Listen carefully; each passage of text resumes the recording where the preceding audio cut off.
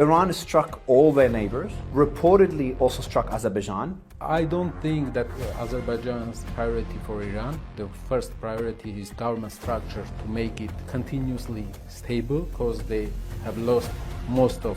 leaders. There's concerns that Azerbaijan could be one of the places that troops could amass and enter Iran. Attacking Azerbaijan, Iran will get enemy like Turkey, and it will be ground war, long-term war with much more bloody. Region needs peace.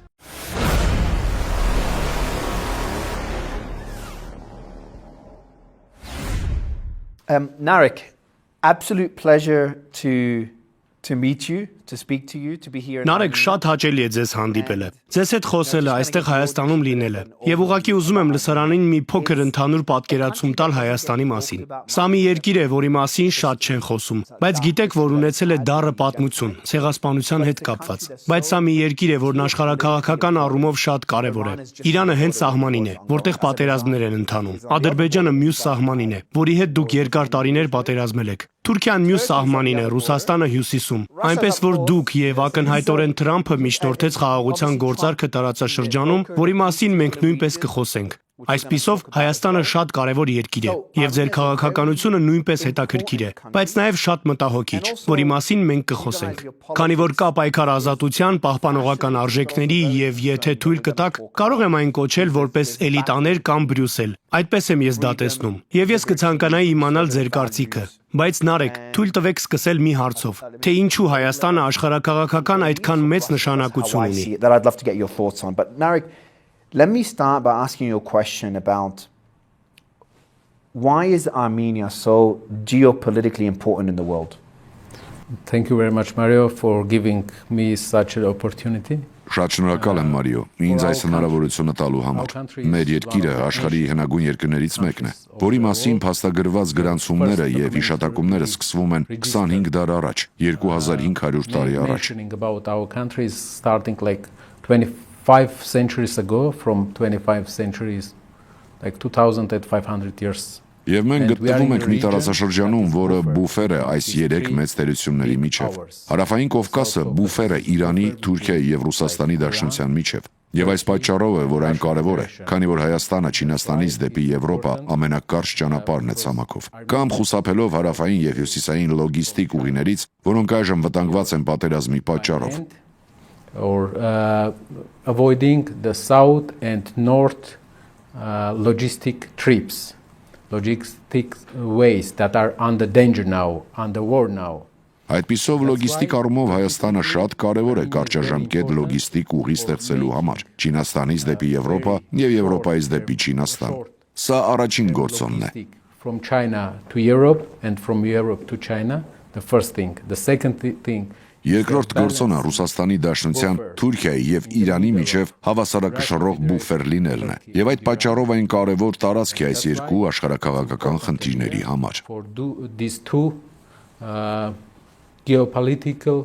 issues. Եվ դուք նաև ունեք Եմեն։ Եմեն փորձում է ավելի մեծ ազդեցություն ունենալ այստեղ։ Կարծում եմ ներկայիս վարչապետը փորձում է ավելի շատ հակվել դեպի Եվրոպա։ Այնպես որ կան այս բոլոր տարբեր տերությունները, որոնք փորձում են հենակետ ձեռք բերել այստեղ, ինչպես նաև ԱՄՆ-ն։ Մենք ասացինք, որ Թրամփը միջնորդում էր մի գործարք, որը ներառում է բազմաթիվ բիզնես գործարքներ, որոնք մենք կքննարկենք։ Ես չեմ նախանձում ձեզ այն դիրքում, որում գտնվում եք։ Շատ ռազմավարական նշանակություն ունի, բայց եկեք խոսենք այն մասին, թե ինչ է կատարվում հարավում։ Եվ դա պատերազմն է Իրանում։ Իրանը հարվածել է իր բոլոր հարևաններին, ըստ տեղեկությունների նաև Ադրբեջանին։ Ես ուզում եմ իմանալ ձեր կարծիքը, թե արդյոք դա ճիշտ է։ Կարծում եք Իրանը հարվածել է Ադրբեջանին։ We got some information about this. We got video. We know that there are some videos. Մենք ստացել ենք որոշ տեղեկություններ այս մասին։ Մենք ունենք տեսանյութեր։ Մենք գիտենք, որ կան որոշ տեսանյութեր, եւ մենք կարծում ենք, որ դա կհանգեցնի ավելի ու ավելի մեծ լարվածության երկու երկրների միջև։ Բայց մենք հուսով ենք, որ նրանց միջև խաղաղություն կլինի, քանի որ այս տարածաշրջանում խաղաղությունը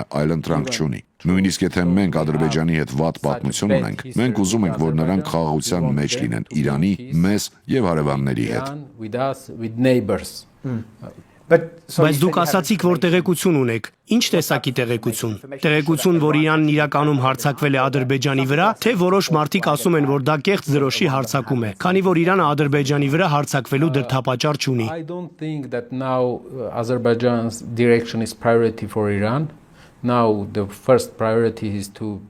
Ես չեմ կարծում, որ այժմ Ադրբեջանի ուղղությունը Իրանի համար առաջնահերթություն է։ Այժմ առաջին առաջնահերթությունը կառավարության կառուցվածքի կայունությունը պահպանելն է, որպեսզի այն շարունակաբար կայուն լինի, քանի որ նրանք կորցրել են երկրի ղեկավարների մեծ մասին եւ ամեն օր նրանք կորցնում են նրանց։ Այդ պատճառով Իրանի համար առաջնահերթությունը երկրի կառուցվածքը պահպանելն է, որպեսզի երկիրը չփլուզվի։ To not let the country Դուք խոսում եք Իրանի մասին, ռեժիմի, վերադառնալով Ադրբեջանին, այնպես որ կա եւ ես գիտեմ, որ դա ձեր հարևանն է։ Եվ դուք իսկապես դառը պատմություն ունեք Ադրբեջանի հետ, որի մասին մենք կխոսենք, բայց առաջին հերթին Իսրայելը մեծ ազդեցություն եւ գործարքներ ունի Ադրբեջանի հետ։ Ադրբեջանը շատ նավթ է արտահանում Իսրայել։ Ուստի Իսրայելը էներգիայի առումով կախված է Ադրբեջանից։ Իսկ Ադրբեջանը զենքի եւ տեխնոլոգիաների առումով կախված է Իսրայելից, ինչը մեծ դեր է խաղացել Ադրբեջանի հետ ձեր պատերազմում, որի մասին մենք կխոսենք։ Այնպես որ սա մեկ պատճառ է, թե ինչու Իրանը կարող է հարվածել Ադրբեջանին որպես նախազգուշացում, որպեսզի նրանք չներգրավեն կամ չշարունակեն աջակցել Իսրայելին։ Եվ սա իմ ենթադրությունն է, ես ուզում եմ իմանալ ձեր կարծիքը, քանի որ դուք ակնհայտորեն ավելի շատ տեղեկություններ ունեք, քան ես։ Եվ մյուսը, որ մի փոքր ավելի ծայրահեղ ենթադրություն է, բայց կարևոր է, այն է, որ եթե Իրանի լիամասշտաբ ցամաքային ներխուժում լինի, ես չեմ կարծում, որ դա այդպես է, բայց երբեք չգիտեք, թե ինչ կլինի այս օրերին։ Կան մտավախություններ, որ Ադրբեջանը կարող է լինել այն վայրերից մեկը, որտեղ զորքերը կարող են կուտակվել եւ մուտք գործել Իրան։ Այնպես որ Իրանը կարող է նախազգուշացնել Ադրբեջանին, որ թույլ չտա ԱՄՆ զորքերին կամ օտարերկրյա զորքերին լինել իր տարածքում։ Որոնք են ձեր կարծիքները այս երկու տեսությունների վերաբերյալ։ Եվ արդյոք կարծում եք, որ դրանցից մեկը Իրանի Ադրբեջանին հարվածելու պատճառն է։ Today's war that Iran is facing and all the region is facing. Այսօրվա պատերազմը, որին բախվում է Իրանը եւ ամբողջ տարածաշրջանը, ցամաքային պատերազմ չէ։ Դա հիմնականում օդային հարձակումներ են եւ այլն։ Բայց Ադրբեջանի վրա հարձակվելով Իրանը կստանա Ադրբեջանի նման թշնամի կամ Ադրբեջանի նման հակառակորդ, Ադրբեջանի դաշնակից Թուրքիայի նման հակառակորդ եւ պատերազմը կընթանա այլ ճանապարհով, այն կընթանա ավելի ավանդական ձևով։ Like an ally of Azerbaijan, Turkey, and the war will go another way. Will go more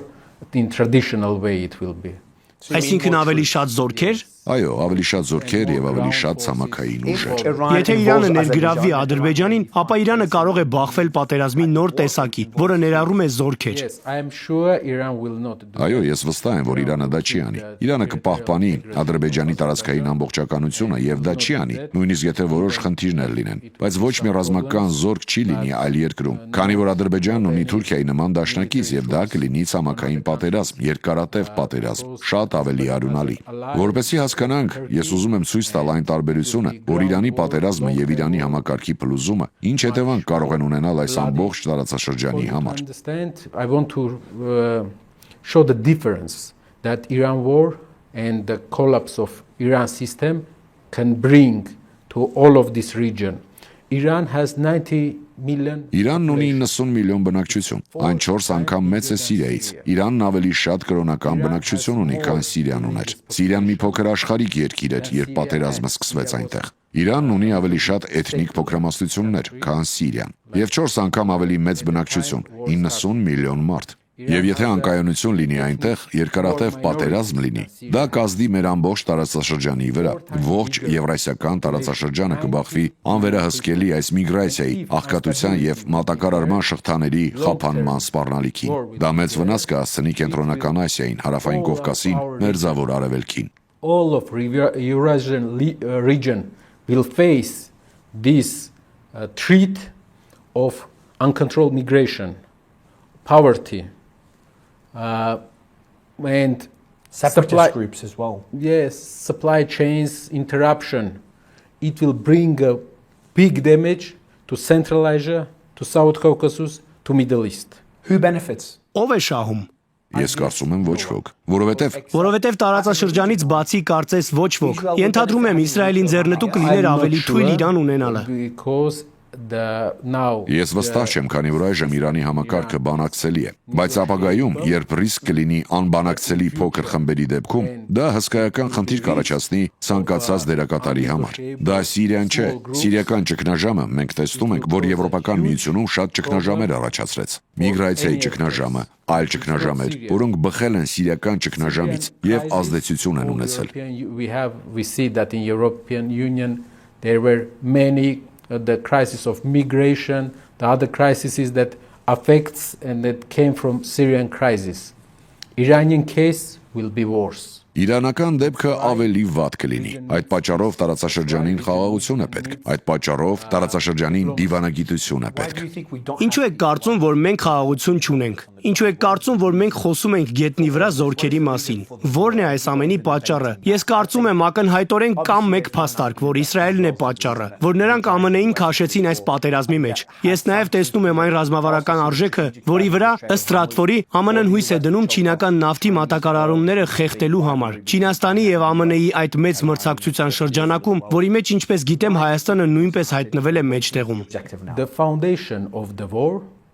this war is one thing, the guarantees. Պատերազմի հիմքը այս պատերազմի մեկ բան է՝ անվտանգության երաշխիքները Իրանի համար եւ անվտանգության երաշխիքները Իսրայելի համար։ Երկու երկրներն էլ երաշխիքի կարիք ունեն։ Իրանին երաշխիք է պետք։ Իրանի էլիտան տեսնում է, որ իրենք այդ զենքերի կարիքն ունեն ստեղծելու, կամ նրանք դա իրականում չեն ասում, բայց նրանք աշխատում են դրա վրա, քանի որ նրանք որոշակի երաշխիքների կարիք ունեն իրենց ապագայի համար։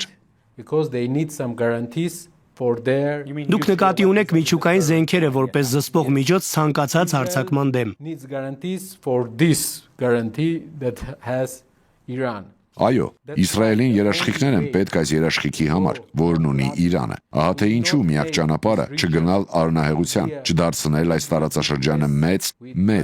մեծ խառնաշփոթի։ Ինչպես հիշում եք, կենտրոնական Եվրոպայում 17-րդ դարում դա 30-ամյա պատերազմն էր։ Երբ պատերազմը 30 տարի էր, դա կրոնական պատերազմ էր, եւ այս պատերազմի վերջում բոլորը եկան եւ դիվանագիտությունը լուծեց խնդիրը Վեստֆալիայում։ Մենք դա անվանում ենք Վեստֆալյան աշխարհ։ Հիմա մեզ պետք է նոր Վեստֆալյան համաձայնագիր, բայց մինչև պատերազմը սկսի այրել ամբողջ տարածաշրջանը։ New Westphalian agreement, but before the war is starting to burn all over the region. Դառնալ ավելի տարածաշրջանային, քան հիմա է։ Դուք կարծում եք, որ դա նույնպես ռիսկ է։ Potential of Iran is very high. Իրանի ժողովրդագրական ներուժը շատ մեծ է, դա շատ վտանգավոր է։ Ինչպես կարող է դա տեղի ունենալ։ Այսինքն դա արդեն տարածաշրջանային պատերազմ է։ Իրանը հարվածում է Պարսից ծոցին։ Իրանի մենք նոր խոսեցինք հնարավոր հարվածների մասին Ադրբեջանում եւ նույնիսկ Թուրքիայում։ Ենթադրյալ հրթիռները Թուրքիային։ Այսպիսով, եթե սա դառնա տարածաշրջանային պատերազմ, ով որ կողմն է ընտրելու։ Չինաստանը եւ Ռուսաստանը ակնհայտորեն կաջակցեն Իրանին, ԱՄՆ-ին թուլացնելու համար, որը կլինի Թուրքիայի դերը, եւ ես գիտեմ, որ մենք խոսում ենք վատագույն սցենարի մասին։ Մենք երկուսս էլ կցանկանայինք, որ դիվանագիտությունը հաղթի, եւ ես դիվանագիտության կողմնակից եմ։ Ես պացիֆիստ եմ։ Թուրքիան մեծ գերտերություն է, որի մասին մարդիկ բավարար չեն խոսում, որը մեծ ազդեցություն ունի տարածաշրջանում, ներառյալ ձեր հարևան Ադրբեջանը։ Դուք արյունալի պատմություն ունեք Թուրքիայի հետ նույնպես, եւ Թուրքիան մրցակցություն ունի Իսրայելի հետ, եւ Թուրքիան ՆԱՏՕ-ի անդամ է։ Այսպիսով, ինչ կլիներ տարածաշրջանային պատերազմը, եթե այն սրվի եւ որը կլինի Թուրքիայի դերը սրանում։ If the war will continue, we will have a Persian Gulf logistic chain interrupt. Եթե պատերազմը շարունակվի, մենք կունենանք Պարսից ծոցի լոգիստիկ շղթայի ընդհատում։ Սուեզի լոգիստիկ շղթայի Բաբ էլ-Մանդեմի հատվածը կընդհատվի, որովհետև այնտեղ Եմենն ու եմենական շիաներն են, եւ մենք կունենանք Եվրասիայում մեկ տարածված լոգիստիկայի երկարաժամկետ ճգնաժամ։ Դա կազդի նավթի վրա, դա կազդի չինական առևտրի վրա, այն նույնիսկ կազդի չինական առևտրի վրա հարավային Կովկասով։ Even will affect the Chinese trade through South Caucasus if we don't solve the problem now. Եթե մենք հիմա չլուծենք խնդիրը, դա կբերի մեծ գնաճ այս տարածաշրջանների համար եւ աշխարհի համար նույնպես։ Այո, եւ դա կհանգեցնի համաշխարհային գնաճի։ Եվ աշխարհի համար նույնպես։ Երբ զարգացող շուկաների տնտեսությունները տուժեն, գները կբարձրանան, աղքատությունը կաճի, նավթը կթանկանա, նավթի գինը կբարձրանա։ Դա համաշխարհային տնտեսության համար հսկայական դեպրեսիա կլինի։ Higher the price of oil will be higher. It's a huge depression for the world economy. Եվ դրա մեջ կներգրավեն նաև նոր ուժեր։ Դա չի լինի ուղղակի, այլ կլինի անուղղակի։ Դա կլինի անուղղակի ձևով։ Անուղղակի, այո, եւ դա այն ավելի արյունալի կդարձնի։ Ահա թե ինչու այս ամենից խուսափելու համար այս հակամարտության բոլոր մասերը պետք է սկսվեն հիմքից, անվտանգության երաշխիքներից։ All of parts of this conflict must start from foundation, from security guarantees. Եթե նրանք ունենան անվտանգության երաշխիքներ, եթե նրանք լուծեն խնդիրը անվտանգության երաշխիքներով, մենք կունենանք խաղաղություն։ Այժմ մենք կբախվենք երկարաժամկետ մի գործընթացի, որը վտանգի տակ կդնի իրանական պետական կառույցը, Իրանի կառավարության ամբողջ կառուցվածքը։ Երկարաժամկետ հարձակումներ կլինեն Իրանի պետական բուրգի վրա։ Եթե դա հաջողվի, Իրանը կկանգնի պետական ամբողջականության, այսինքն տարածքային ամբողջականության խնդրի առաջ։ Iran will face a problem of state integrity, the integrity of territory. It will face Այն կբախվի դուք կունենաք քրդական խումբը, քրդերը, ադրբեջանցիները, բելուջիները, լուրերը, ըստ էության կփնտրեն իրենց սեփական երկիրը, իրենց սեփական պետությունը եւ դա կհանգեցնի վատագույն սցենարի, որ Իրանի Բալկանոցումն է, որը սրտաճմլիկ կլինի, քանի որ դա կլինի նման այն ամենին, ինչ մենք տեսնում ենք Սիրիայում եւ Իրաքում։ My nation for our nation. Այո, եւ իմ ժողովրդի, մեր ժողովրդի համար անկախ նրանից թե այստեղ կամ այնտեղ ինչ քաղաքական համակարգեր են եղել, մենք նախ սկսել ենք կապ հաստատել իրանական ժողովրդի, իրանցիների հետ մոտ 2500 տարի առաջ։ Հայ ժողովրդի մասին առաջին վավերագրական տեղեկությունը վերաբերում է այն ժամանակին, երբ Իրանի արքա Կյուրոսը եկավ այստեղ եւ գործ ունեցավ հայոց թագավորի հետ։ Այսպիսով դուք շատ երկար պատմություն ունեք։ Այո, շատ երկար պատմություն եւ մենք ուզում ենք, որ նրանք խաղաղության մեջ լինեն հենց այս պատմության պատճառով։ Այս պատմության մեջ 95%-ը խաղաղություն է եղել, իսկ 5%-ը ոչ խաղաղություն։ Բայց մենք ունենք հսկայական պատմություն եւ իրանցի ժողովրդի հետ ունեցել ենք բարեկամական պատմություն։ Այդ պատճառով էլ մենք ուզում ենք աջակցել այս ամբողջ խաղաղությանը, բայց տեսնում ենք, որ գործընթացը գնալով ավելի ու ավելի վատ է դառնում։ Israel's role in all this though is really Այո, բայց այս ամբողջի մեջ Իսրայելի դերը իսկապես շատ բարդ է։ Եվ պատճառը, թե ինչու եմ խոսք բացում Իսրայելի մասին, այն է, որ դուք պատերազմ եք ունեցել, նույնիսկ մեկից ավելի պատերազմ, ձեր հարևան Ադրբեջանի հետ։ Եվ աշխարհը Հայաստանի մասին լսում է նորություններից, Ադրբեջանի հետ բախումների համատեքստում, ինչպես նաև Թրամփի այն հայտարարություններից, թե ինքը կարող է խաղաղություն հաստատել երկու երկրների միջև։ Նույնպես Պուտինը, որը պետք է լիներ Հայաստանի աջակիցը, այսինքն Ռուսաստանը, որը պիտի աջակցեր Հայաստանին, տարբեր պատճառներով դուրս մնաց այս պատերազմից եւ չկատարեց այն միջնորդի դերը, որը նախկինում խաղում էր։ Այսպիսով հիմա մենք ունենք մի իրականություն, որը թվում է, թե Ռուսաստանի ազդեցությունը տարածաշրջանում տատանվում է։ Թուրքական ազդեցությունը կարծես լրացնում է այդ վակուումը, բայց ոչ հայկական, այլ ադրբեջանական կողմում։ Թրամփի գալով ԱՄՆ-ն էլ այժմ իր բաժինն ունի այստեղ տեղի ունեցող գործընթացներում։ Եվ ես կթողնեմ, որ դուք բացատրեք, թե ինչու է Թրամփը ներգրավված, եւ Իսրայելը նույնպես, որովհետեւ կապված է Ադրբեջանի նավթին։ Դրա համար ուզում եմ սկսել հենց Իսրայելից, նախքան մյուս ուժերին անցնելը։ Այս պահին որքանով մեծ դեր ունի Իսրայելը տարածաշրջանում։ Դա ձեզ մտահոգում է եւ ինչպես եք գնահատում Իսրայելի եւ Ադրբեջանի հարաբերությունները, որովհետեւ դա ռազմական առումով դեր խաղաց այն հարցում, որ Հայաստանը վերջին պատերազմում 2023 թվականին չկարողացավ հասնել այն արդյունքին, ինչին ձգտում էր եւ ինչի հույսն ուներ։ In the war recently in 2023. Israel has a big role of supplying Azerbaijan. Իսրայելը մեծ դեր ունի Ադրբեջանին զենք եւ տարբեր ռազմական սարքավորումներ մատակարարելու հարցում եւ այս տարածաշրջանում Իսրայելը նաեւ հանդես է գալիս որպես հիմնական ուժերից մեկը, Ռուսական ազդեցությունը տարածաշրջանում հանգեցրեց ավելի շատ պատերազմի նկատի ունեք։ Map of this region now. Իսկ թե ինչ կարող ենք անել ապագայում, ինչ կարող է անել Հարավային Կովկասը, մեր տեսած խաղաղ ապագան Հարավային Կովկասի համար Հայաստանի եւ Ադրբեջանի միջև խաղաղությունն է։ Եվ այն, ինչ Իսրայելը կարող է տալ այս տարածաշրջանին, տեխնոլոգիաներն են, կրթությունն է եւ պետք է փոխակերպվի Իսրայելի արտահանումը դեպի այս տարածաշրջան։ Այն չպետք է սահմանափակվի միայն ռազմական հարցերով, ոչ միայն հարձակման, կռվի կամ պատերազմի թեմաներով։ Դա պետք է փոխվի դեպի ավելի տնտեսական գործընկերային հարաբերություն։ Not support Israel's export for this region, not just the military issues, not just the issues about attacking or about fighting or about war. It must be changed to a more economic partnership relationship between Technological. and technological. Yes. Այո, տեխնոլոգիական։ Այս տարածաշրջանում միակ երկիրը, որն ունի մեծ տեխնոլոգիական ներուժ, որը կարող է կիսել մեր բոլոր երկրների հետ եւ որը կարող է օգտագործվել աղքատության, տնտեսական խնդիրների լուծման համար, Իսրայելն է։ Economic problem. If we look on the problems in this region with the view of opportunity, Եթե այս տարածաշրջանի խնդիրներին նայենք հնարավորությունների տեսանկյունից, ոչ թե հակամարտության, ապա կարող ենք շատ մեծ օգուտներ ստանալ։ huge benefits. With Israel, we had a story about supplying equipment to Azerbaijan. But with Իսրայելի հետ մենք ունեցել ենք մի պատմություն կապված Ադրբեջանին սարքավորումներ մատակարարելու հետ, բայց մենք զգում ենք, որ տեխնոլոգիան ու այն ձեռքբերումները, որոնց այդ փոքր երկիրը կարողացել է հասնել, կարող են օգնել տարածաշրջանային երկրներին լուծել տնտեսական խնդիրներ, ինչպես նաև աղքատության մի շարք հարցեր։ Ինչ վերաբերում է մեր տարածաշրջանին, ապա ինչպես արդեն նշեցի, այստեղ ներկա են Ռուսաստանի Դաշնությունը, Թուրքիան եւ Իրանը։ and balance Scary, really. Իսրայելը, Իրանը, Թուրքիան, հիմա նաև Թրամփի գալը։ Չինաստանն էլ այստեղ մեծ տնտեսական գործունեություն է ծավալում եւ ունի նաև իր միջանցքը, այնպես որ տարածաշրջանում բազմաթիվ տարբեր ուժեր իրենց ձեռքն ունեն։ in another way. We think it will help us to become a crossroad for logistics from south to north, from east to west.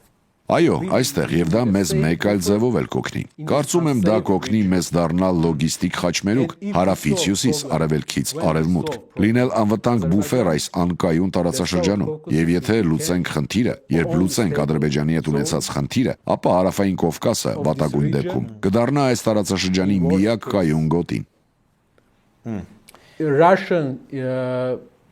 processes in north Հյուսիսում ընթացող ռուսական գործընթացները խախտեցին հարավային Կովկասի հավասարակշռությունը եւ դա բերեց պատերազմի։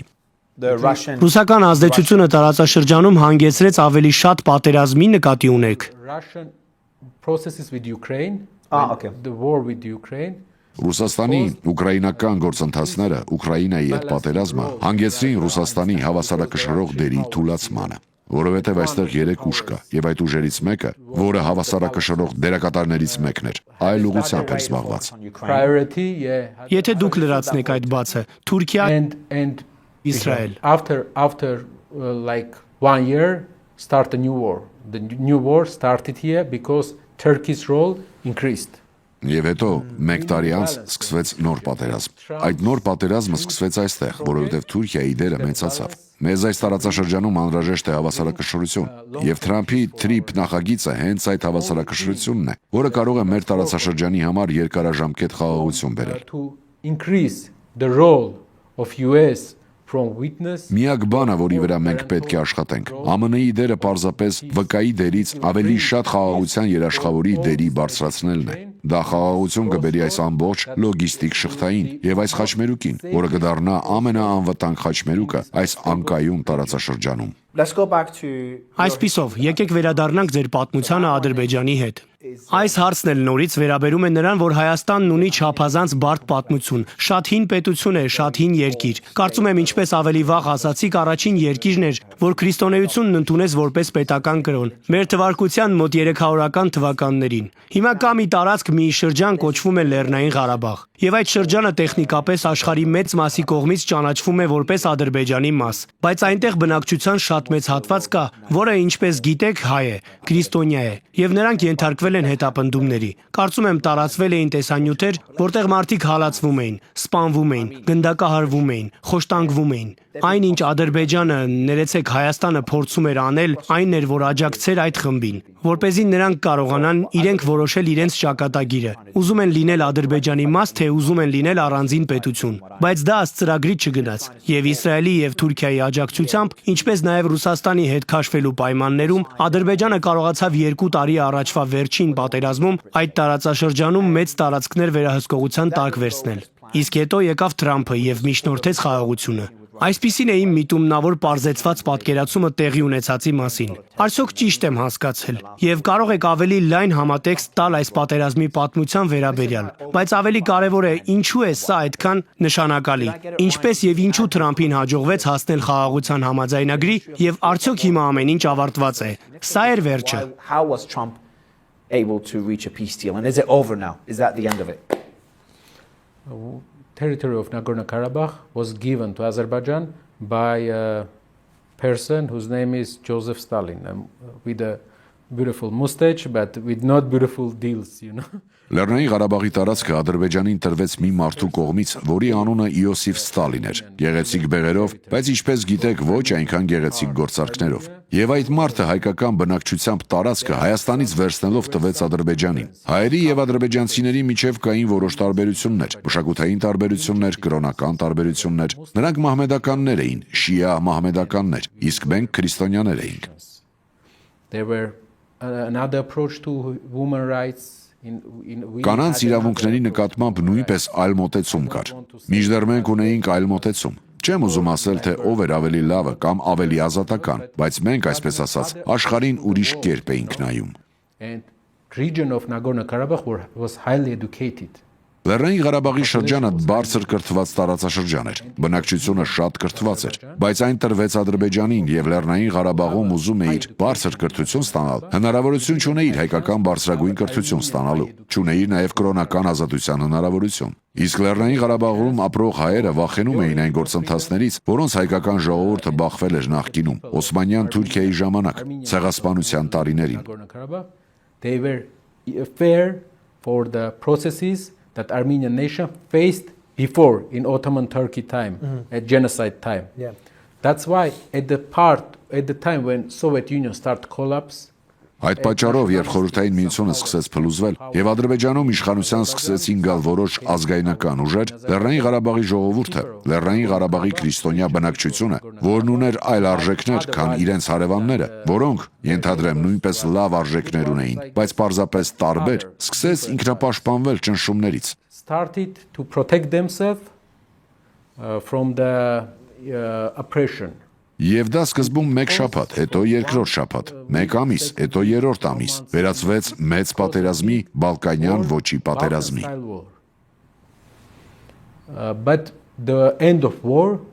was with peace when the Armenian population remained there. Բայց պատերազմի ավարտը խաղաղությամբ եղավ։ Հայկական բնակչությունը մնաց այնտեղ, շարունակում էր ապրել այնտեղ եւ նրանք ձևավորեցին ժողովրդավարական պետական համակարգ, որտեղ փոխվեցին 3 նախագահներ, նույնիսկ ունեցան 4 նախագահ։ They have 4 presidents. At that time, Azerbaijan last 50 years Մինչդեռ այդ նույն ժամանակ Ադրբեջանում մոտ 50 տարուց 45 տարվա ընթացքում երկիրը փաստորեն վերահսկում էին նույն ընտանիքի 2 անդամները՝ Ալիևների հայրը եւ որդին։ Հայաստանը ժողովրդավարություն է, Ադրբեջանը ավտոկրատիա է։ Yes. Armenia has like 4 leaders. Այո, Հայաստանը ունեցել է 4 ղեկավար, մինչդեռ Ադրբեջանում Սա մի վերջին քիչ 50 նման է տարվա Եվրոպայի ընթացքում մի կարճ բացառությամբ մոտ 5 տարի։ Փաստորեն 45 տարի երկիրը վերահսկել է մեկ ընտանիք։ This country. And next 20 years Եվ առաջիկա 20 տարիների համար էլ, ինչպես գիտեք, նրանք այլ ծրագրեր չունեն, ուզում են շարունակել նույն կերպ։ Այս երկու երկրների միջև կան կառուցվածքային տարբերություններ, կան արժեքային տարբերություններ։ Այո, եւ դա էլ պատերազմի պատճառ է դարձել։ cause wars. Ում աջակցությամբ Թուրքիայի, սկզբում Թուրքիայի, հետո Իսրայելի, թե I think the structure of the country Կարծում եմ, երկրի կառուցվածքը շատ բան է որոշում։ Մեր երկրում, որպես ժողովրդավարական երկրում, առաջնահերթությունները առողջապահության որակն են, կրթության որակը, աղքատության հաղթահարումը եւ տնտեսական խնդիրների լուծումը։ Իսկ նրանց համար առաջնահերթությունը տարածաշրջանում ռազմական գերակայությունն է, ինչպես նաեւ ռազմական գերակայությունը Ղարաբաղում։ Նրանց երկիրը վերջին 25 տարիներին ղեկավարում են նույն առաջնորդը, մինչդեռ մեր ղեկավարները փոխվում են, որովհետև ժողովրդավարական երկիր ենք։ Սա ըստ էության աշխարհում գոյություն ունեցող երկու տարբեր քաղաքական համակարգերի բախում է։ Առաջինը կենտրոնացված համակարգ է, հիմնված ռազմական գերակայության եւ մեկ առաջնորդի շուրջ։ Երկրորդը ժողովրդավարական համակարգ է, որն ավելի շատ կենտրոնացած է ներքին խնդիրների վրա։ one leader, the second is democratic, more focused on internal problems. It's like Europe. Սա մի քիչ նման է Եվրոպայի եւ Ռուսաստանի տարբերությանը, թեև դա բավական ազատ համեմատություն է։ Ռուսաստանը շատ է կենտրոնացած իր ռազմական ուժի վրա, հատկապես հիմա Ուկրաինայի պատերազմի պատճառով։ Եվրոպան հավանաբար չափազանց քիչ է կենտրոնացած իր ռազմական կարողությունների վրա, նույնիսկ երբեմն այնքան, որ չափից շատ է խորանում բյուրոկրատիայի մեջ, բայց միևնույն ժամանակ ավելի շատ ուշադրություն է դարձնում երկրի բարեկեցությանը, պետական համակարգին, առողջապահական ծրագրերին։ Դուք ասում եք, որ Ադրբեջանը շատ երկար ժամանակ շատ մեծ ուշադրություն է դարձրել ուժեղ բանակ կառուցելու, եւ հենց դա է օգնել նրանց հասնելու հաղթանակի, ռազմավարական կամ ռազմական հաղթանակի, երբ խոսքը վերաբերում է Լեռնային Ղարաբաղին։ Բայց ուզում եմ ձեզ մի կարևոր բան էլ հարցնել, որովհետեւ պատմական համատեքստն այստեղ շատ կարևոր է։ Դա Հայաստանի դառը պատմությունն է։ Մենք մի քանի անգամ հիշատակեցինք Թուրքիային եւ Թուրքիայի աջակցությունը Ադրբեջանին, եւ իհարկե բոլորը լսել են հայոց ցեղասպանության մասին։ Թեև գուցե ամբողջ պատմությունը չգիտեն, դա չափազանց ցավալի պատմություն է։ Առաջին համաշխարհային պատերազմի տարիներին Օսմանյան կայսրությունը ըստ էության սպանեց բազմաթիվ հայերի։ Ինչպես ես հասկանում եմ, սկզբում սպանեցին տղամարդկանց, իսկ հետո կանանց եւ երեխաներին հարկադրեցին քայլել անապատով, իմանալով, որ նրանք մահանալու են, եւ նրանց մեծ մասը իսկապես մահացավ այդ անապատային ճանապարհին։ Կարող եք պարզապես ավելի մանրամասն պատմել հայոց ցեղասպանության մասին, թե ինչ տեղի ունեցավ։ As every country who is starting to be a weaker. Ինչպես հաճախ լինում է թուլացող պետությունների դեպքում, այս երկրում նույնպես մութ ուժերը Օսմանյան իշխանության ամենահետադիմական, ամենաբացասական պահպանողական հատվածը սկսեցին ներսում թշնամիներ փնտրել։ Երբ պատերազմի ընթացքում պարտություններ կրելով նրանք տեսան, որ սկսում են պարտվել Անտանտին, սկսեցին թշնամի որոնել երկրի ներսում, եւ այդ ներքին թշնամիների դերում նշանակեցին քրիստոնյա փոքրամասնություններին։ Նրանք հայտարարեցին, թե հենց քրիստոնյա փոքրամասնություններն են մեղավոր, որ Օսմանյան կայսրությունը պարտվում է մարտերում։ Look for enemy, and they found enemies by Christian minority. They named they appointed Christian minorities to be enemies, internal enemies, because they said that Christian minority made Ottoman Empire to lose the battles. Եվ նրանք սկսեցին քրիստոնյաների հալածանքը ամբողջ Օսմանյան կայսրության տարածքում, իսկ նրանց մեծ մասը հայ քրիստոնյաներ էին։ Իմ նախնիները, իմ պապերն ու տատերը եւ ընդհանրապես Հայաստանում ապրող հայերի մոտավորապես 70%-ն ունի գոնե մեկ պապ կամ տատ, ով ցեղասպանության ժամանակ գտնվել է այն տարածքներում, որոնք այսօր Թուրքիայի տարածքն են, եւ հետո եկել է այստեղ։ That are living in Armenia has one of the grandfather or grandmother who was at genocide time in the Turkey territory, now the Turkey territory. And Առաջին համաշխարհային պատերազմի ժամանակ they came here like an orphans. Այո, նրանք եկան այստեղ որպես որբեր։ Սա մի ժողովուրդ է, որտեղ գրեթե յուրաքանչյուր մարդ ունի մի պապ կամ տատ, ով որբացել է ցեղասպանությունից հետո։ Father or grandmother that was orphaned after genocide. Սա հիշեցնում է Ռուանդան։ Ռուանդայում գրեթե յուրաքանչյուր մարդ ունի ընտանիքի անդամ, ով տուժել կամ սպանվել է Ռուանդայի ցեղասպանության ժամանակ։ Սա մի երկիր է, որը փորձում է ապաքինվել, մի երկիր, որը խոր սպի ունի։ Եվ ինձ թվում է, որ Հայաստանը, թեև ցեղասպանությունը շատ ավելի վաղ է տեղի ունեցել առաջին համաշխարհային պատերազմի ժամանակ, Թուրքիայի կողմից ներողություն Ռուանդայում դա եղել է 90-ականներին։ Այդ սպին դեռ զգացվում է։ Կարծես թե Հայաստանում յուրաքանչյուր մարդ ունի ընտանիքի անդամ, ով այն ժամանակ որբացել է։ Քանի որ այն ինչ պատահել է, ես ճիշտ հասկացա, որ ըստ էության տղամարդկանց մահապատժի են ենթարկել, իսկ կանանց եւ երեխաներին ստիպել են քայլել անապատով։ Այո, եւ երեխաների հետ էլ կային մարդկանց խմբեր, որոնք զբաղվում էին երեխաների վաճառքով։ Նրանք հայ երեխաներին վաճառում էին հայ զինվորներին, իսկ հայ զինվորները գնում էին այդ երեխաներին, որպեսզի նրանց բերեն եկեղեցի։ Եվ Էջմիածնում, որը գտնվում է Հայաստանի կենտրոնում, մեր եկեղեցին կազմակերպեց մեծ ճամբար այս որբերի համար։ Այնտեղ կային 100,000-ավոր որբեր։ Գիտեք, այս բոլոր երեխաները, որոնք փրկվեցին այս գործընթացի արդյունքում, այդ ամբողջ սարսափելի իրադարձություններից հետո դարձան նոր վերածնված ազգի հիմքը։ Մենք սկսեցինք զրոյից։ Այդ պատճառով շատերը նույնիսկ չեն հիշում, թե Օսմանյան կայսրության որ հատվածից են։ Կան պատմություններ, օրինակ, որ քույրերից մեկը ապրել է Լոս Անջելեսում, մյուսը Երևանում, եւ նրանք հանդիպել են 60 տարի անց, նույնիսկ չիմանալով, որ նրանցից մեկը ողջ է։ We started from zero. That's why many of them, even they don't remember from which part of Ottoman Empire are they from. Many of them, like there are stories that one of them was living in Los Angeles, one of the sisters, the other was living in Yerevan. And they met after 60 years. They didn't know that each of them are alive. Այսպիսով, մենք հենց նոր խոսեցինք Հայաստանի պատմության մասին եւ կարծում եմ այդ պատմությունը շատ կարեւոր է համատեքստը հասկանալու համար, որովհետեւ այն մինչեւ այսօր ազդեցություն ունի բացատրելու, թե ինչու է Թուրքիան աջակցում Ադրբեջանին։ Մենք նաև խոսեցինք Իրանում տեղի ունեցող իրադարձությունների մասին, ինչը շատ կարևոր է, եւ դրանից առաջ քննարկեցինք Հայաստանի եւ ամբողջ Հարավային Կովկասի, Ադրբեջանի եւ Վրաստանի հետ միասին ռազմավարական ու աշխարհաքաղաքական նշանակությունը, որպես Արևելքն ու Արևմուտքը, նաև Հարավը կապող միջանցքը։ Եվ վերջապես խոսեցինք Ադրբեջանի եւ Հայաստանի միջև պատերազմի մասին։ Այժմ այդ պատերազմը հանգեցրեց խաղաղության համաձայնագրի, եւ այդ գործընթացում ներգրավված էր Թրամփը, որպես միջնորդ։ Ինչու եւ ինչպես դա տեղի ունեցավ։ Ինչ տնտեսական կամ քաղաքական շահ ուներ Միացյալ Նահանգները այդ գործընթացում։ Was involved in brokering that deal. Why? And how did he do it? What was the business benefit for the US? After ethnic cleansing of Nagorno-Karabakh, when Լեռնային Ղարաբաղի էթնիկ զտումից հետո, երբ բոլոր հայերը լքեցին Լեռնային Ղարաբաղը եւ նրանք and there are Քանիսն էին նրանք։ 150,000 people 150,000 մարդ եւ հիմա բոլորը Հայաստանում են առանց տների։ Նրանք չունեն բնակարան, չունեն աշխատանք այստեղ։ and And Azerbaijan doesn't Եվ allow Ադրբեջանը թույլ չի տալիս նրանց վերադառնալ։ they were Գիտեք, կային ընդամենը 10 հայ, որոնք մնացել էին Ադրբեջանում։ Նրանք որոշել էին մնալ այնտեղ, բայց 2-3 տարի անց բոլորը վերադարձան, որովհետև չէին կարող այնտեղ ապրել։ Սա դասական էթնիկ զտում է։ too because they couldn't live there. It's like cleansing, the classic ethnic cleansing. Դուք ասացիք 10,000։ 10 10 people մարդ, just from ընդամենը 150,000. Just 10 people left Չի there, կարող պատահել։ 10 left մարդ, there and Այո, ընդամենը 10 մարդ էր մնացել այնտեղ, եւ 10-ն էլ վերադարձան։ 10 մարդ 100 հազարավորից։ Այո,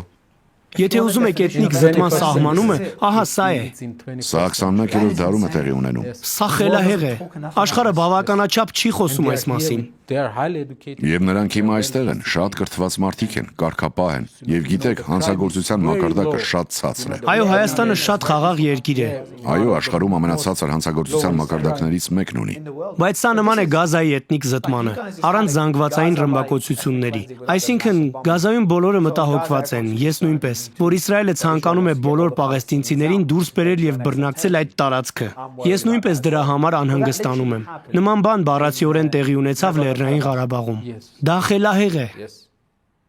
And they are here we can meet. Այո, եւ գիտեք, նրանց համար շատ դժվար է նոր կյանք սկսել։ Նրանք կորցրել են ամեն ինչ։ Very hard for them to start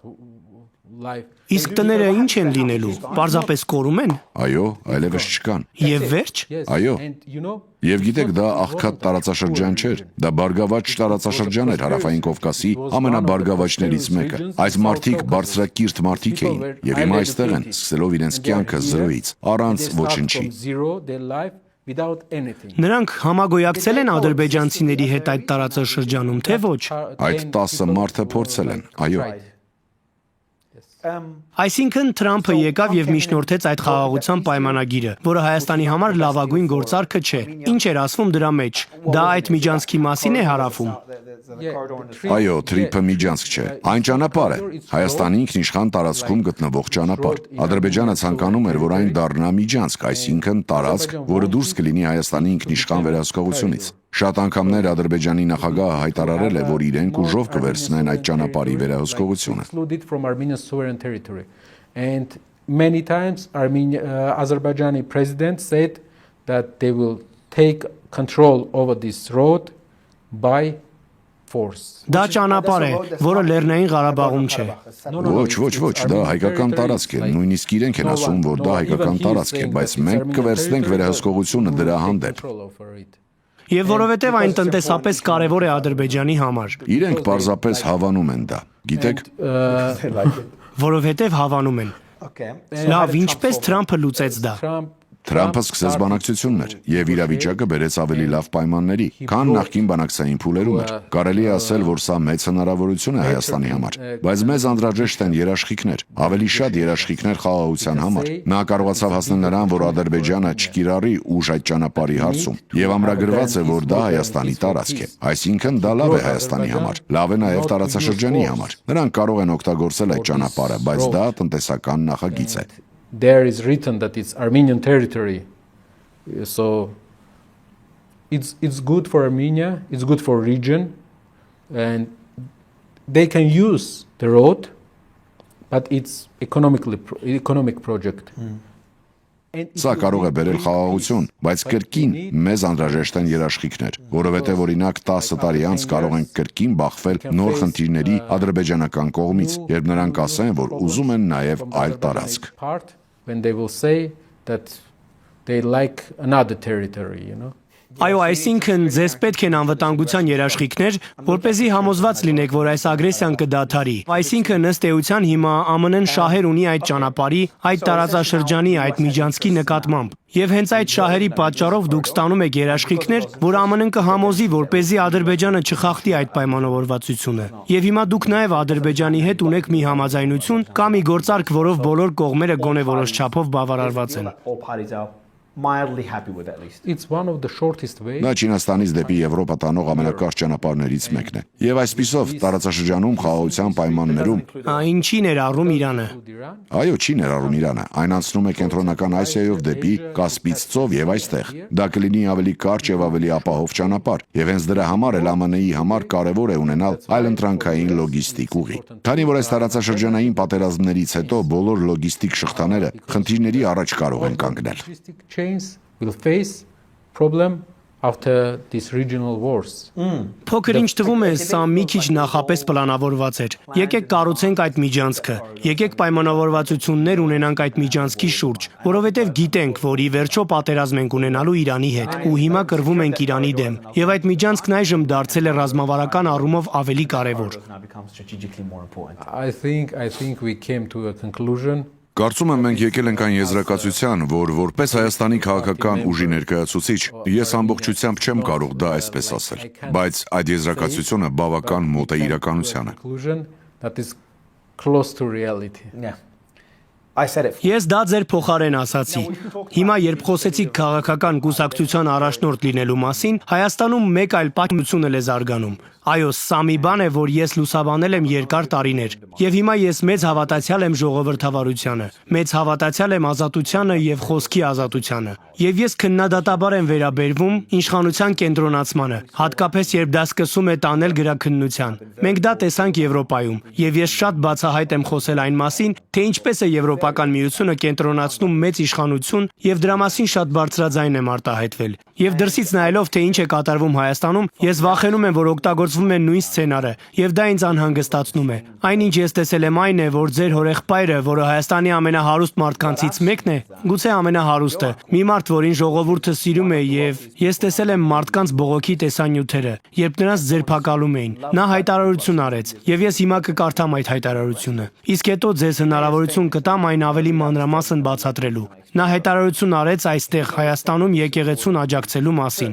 Այո, որովհետև կա որոշակի պայքար կամ տարածայնություն եկեղեցու, որը քաղաքականության հետ առնչություն չպետք է ունենա եւ ներկայիս վարչապետի ու նրա կուսակցության միջև։ Եվ այդ իշխանական պայքարի մեջ ձեր հորեղբայրը, որն այժմ տնային կալանքի տակ է, եկեղեցու ներկայացուցիչների հետ հանդիպումից հետո հայտարարեց. մի փոքր խումբ մոռանալով հայ ժողովրդի պատմությունն ու հայ եկեղեցու հազարամյակների ժառանգությունը, հարձակում է սկսել մեր եկեղեցու եւ մեր ազգի դեմ, որպես մարդ, որ միշտ կանգնել է հայ եկեղեցու եւ ժողովրդի կողքին, ես անմիջականորեն ներգրավված կլինեմ, եթե քաղաքական գործիչները ձախողվեն։ Մենք մեր ձևով կմասնակցենք։ Եվ այդ հայտարարությունը լայնորեն օգտագործվել է ձեր հորեղբոր դեմ։ Նա կալանավորվել է շուրջ կես տարով։ Կարծում եմ այժմ էլ կրկին կալանքի տակ է, ինչպես նաև ձեր կուսակցության որոշ անդամներ։ Եվ ես ուզում եմ սա ավելի շատ հասկանալ։ Ուրեմն թույլ տվեք մի քանի քայլ հետ գնալ եւ հասկանալ, ինչի մասին է այդ իշխանական պայքարը, ինչ է կատարվում կառավարության եւ եկեղեցու միջև, եւ ինչու, որովհետեւ հայ եկեղեցին ոչ միայն պատմականորեն ահռելի կարեւորություն ունի երկրի համար, այլ ժողովրդի կողմից շատ սիրված է։ Ուրեմն ինչ է կատարվում։ Ինչու։ So what's happening? Why?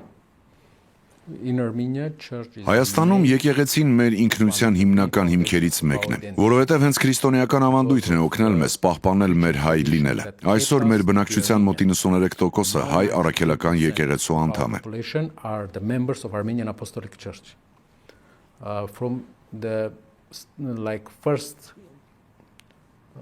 trimester of last year,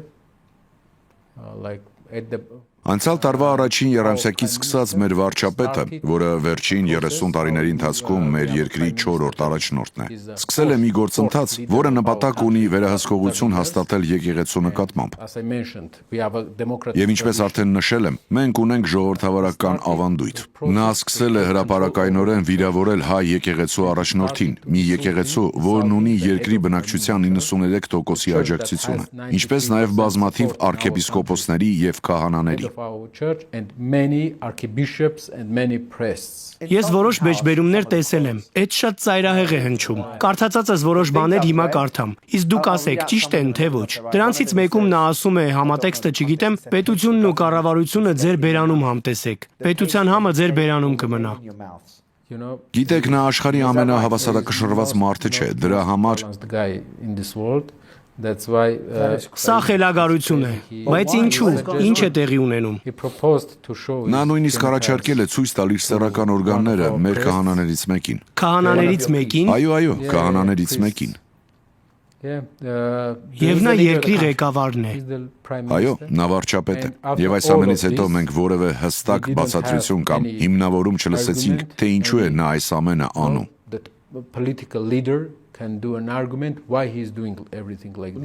Ոչ ոք չկարողացավ բացատրել պատճառը։ Գիտեք, դա մի կողմից նույնիսկ ծիծաղելի է, բայց մյուս կողմից շատ մտահոգիչ եւ խելքից դուրս է, որովհետեւ ով է քահանային նման բան ասում։ Նման բան սпасելի է տեսնել կատակերգական մանրապատման մեջ։ Օրինակ, մի բան, որ Դեյվ Շապելը կասեր։ Նա դա հրապարակել է Facebook-ում։ Այսինքն երեխաներն էլ կարող էին դա կարդալ։ Մոտ 20 օր դա բոլորի համար շոկ էր, բայց ոչ ոք չէր խոսում դրա մասին։ And nobody were talking about this. Ինչու։ No any authority, no any. Ինչու։ They were afraid of oppression. Նրանք վախենում էին ճնշումներից, եւ Սամվել Կարապետյանը, իմ հորեղբայրը, սկսեց խոսել այս մասին։ Նա ասաց, որ դա անընդունելի է, ասաց, որ վարչապետը պետք է դադարեցնի դա։ Դուք կարդացիք այդ տեքստը եւ դրանից հետո, երբ նա սա ասաց, չեմ կարող ասել, այդ պահին մեր վարչապետը հավասարակշռված վիճակում էր թե ոչ, բայց նա 3 Facebook-յան գրառում արեց, շատ վիրավորական գրառումներ եւ հատուկ ջոկատայիններ ուղարկեց իմ հորեղբոր տուն։ And he sent special forces to my uncle's house. Սա է, թե ինչ ասաց Սամվելին։ Ահա մեջբերումը։ Նա ասում է Սամվելը ասել էր, որ մենք կմիջամտենք մեր ձևով։ Իսկ վարչապետը պատասխանել է, հիմա ես իմ ձևով կմիջամտեմ։ Ստահակ, ավելի ճիշտ քեզ։ Կարծում եմ այն, ինչ ես կարդացի, հայհոյանք է։ Or rather in you. I think from what I read that means I'm going to fuck you. No. Ոչ։ Նա չի կարող նման բան ասել։ Ես էլ չգիտեմ ինչ է նշանակում։ Այդ դեպքում ինչ է նշանակում։ Սա արդեն հոգեկան վիճակի հարց է։ Ես չեմ կարող հավատալ, որ սա ասում է վարչապետը։ Գիտեք, նա նաև ուրիշ շատ հետաքրքիր մեջբերումներ ունի։ Նա հատուկ ջոկատայիններ ուղարկեց մեր տուն, բայց քանի որ Սամվել Կարապետյանը ամենամեծ հայ բարերարն էր, Սամվել Կարապետյան was the biggest Armenian philanthropist. Հազարավոր ցուցարարներ եկան նրա տուն։ Came to his house, and when they asked to special Եվ նրանք հատուկ ջոկատայիններից հարցրին, արդյոք Սամվել Կարապետյանին ձերբակալելու հրաման ունեն։ Հատուկ ջոկատայինները պատասխանեցին. «Ո ոչ, կներեք, մենք նրան ձերբակալելու հրաման չունենք»։ Եվ հետո 10 ժամ անց նրանք Դա այն պահն էր, երբ հազարավոր ցուցարարներ եկան եւ շրջափակեցին ոստիկանությանը։ Այո, եւ մոտ 10 ժամ անց նրանք ստացան համապատասխան հրաման։ Իսկ դրանից եւս մոտ 10 ժամ անց ձերբակալեցին Սամվել Կարապետյանին։ From that they arrested Samuel Karapetyan. Այո, եւ նա մոտ 6 ամիս բանտում էր։ Երկրի ամենամեծ բարերարը, երկրի ամենահարուստ մարդկանցից մեկը։ Նա ամենահարուստն է, թե ամենահարուստներից մեկը։ Նա ամենահարուստն է։ Ամենահարուստը, այսինքն երկրի ամենահարուստ մարդը, բայց նա շատ ընդունելի ու մարդամոտ մարդ է։ Մարդիկ նրան սիրում են, որովհետև թեև նա հարուստ է, երբ տեսնում ես նրան փողոցում քայլելիս, նա այդպես չի պահում իրեն։ Ընդհակառակը, եւ գիտեք, ես հանդիպել եմ ձեզ, հանդիպել եմ նրա որդուն, եւ դա ձեր ընտանիքի մի մասն է։ Դուք բոլորդ այնքան հասարակ, հանգիստ ու անմիջական եք, եւ ինչպես ասացի բացի նա երկրի ամենամեծ բարերարն է։ Չգիտեմ, կարող ենք սա նշել, եթե ոչ հետո կարող ենք կտրել, բայց դուք ինձ ավելի վաղ ասել էիք, որ վարչապետի տունը իրականում կառուցվել է նրա կողմից։ Այսինքն այն մարդը, ում վարչապետը բանտարկեց, որը ինչպես ասում են, փորձում էր պաշտպանել եկեղեցին, իրականում կառուցել է այն տունը, որտեղ հիմա ապրում է վարչապետը, որը հենց այստեղ է, իմ պատուհանի դիմաց է։ You know,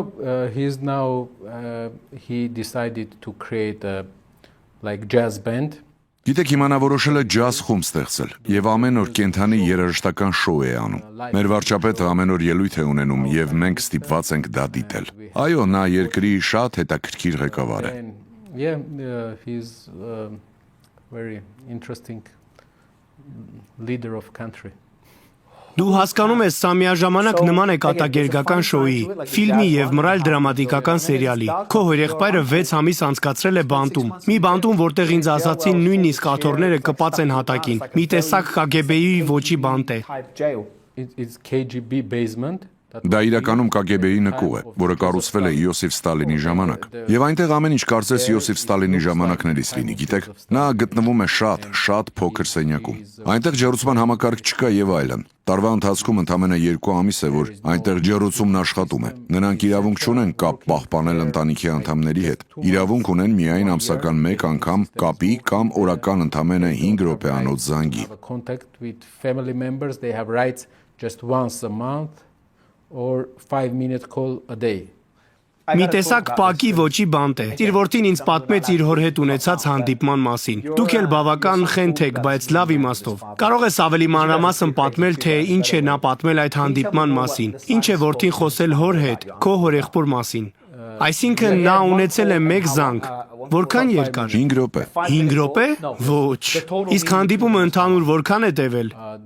It was like Դա 3 ժամյա հանդիպում էր, եւս մեկը տևել է 4 ժամ։ 4 hours. Եվ որքան հաճախ էր դա լինում։ Ամեն շաբաթ, ամեն ամիս։ Ամեն ամիս։ Այսինքն ամեն ամիս 1 4 ժամյա հանդիպում։ Լավ, իսկ ինչի մասին էին After he խոսում։ was arrested, Նրան ձերբակալելուց հետո, այո, մարդիկ տարբեր քաղաքներից եկան եւ Երևանում, մեր մայրաքաղաքում, մեծ ցույց տեղի ունեցավ։ Շատ մարդիկ էին հավաքվել։ Մենք բոլորը շատ հուզված էինք, սպասման մեջ էինք։ Ես էլ էի շատ հուզված, ինչպես եւ իմ բոլոր հայրենակիցները։ Եվ այդ օրը ես զանգեցի, ավելի ճիշտ եղբայրս զանգեց ու հարցրեց նրան. Ինչ ես ուզում, որ մենք անենք քեզ համար։ that day I call